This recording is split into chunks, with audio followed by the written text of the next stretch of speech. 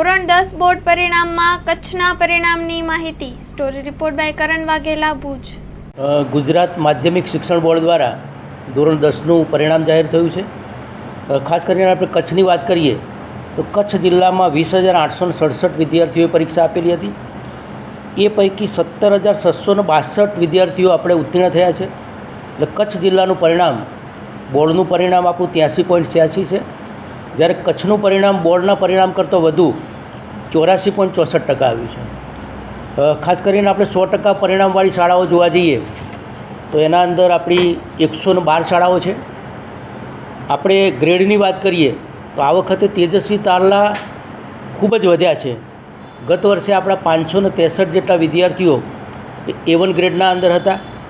આ વખતે એમાં 99 વિદ્યાર્થીઓનો વધારો થઈ અને 662 જેટલા વિદ્યાર્થીઓ એ આપણે A1ના અંદર પાસ થયા છે. ખાસ કરીને તેજસ્વી તારલાના અંદર A અને B ગ્રેડ એ આપણે ટોટલ 10,618 વિદ્યાર્થીઓ એ A અને B ગ્રેડમાં આવ્યા છે.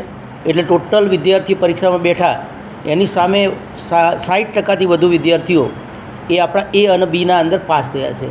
એટલે ખૂબ સુંદર કચ્છનું પરિણામ છે.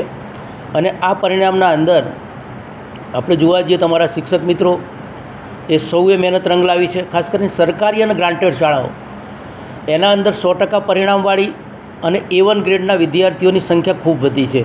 એટલે સમગ્ર અમારી શિક્ષણની ટીમ, શિક્ષક મિત્રો, સમગ્ર ટીમના અમે અભિનંદન આપીએ છીએ. ખાસ કરીને વિદ્યાર્થીઓ પણ ખૂબ સુંદર આ વખતે મહેનત કરી છે આપણે.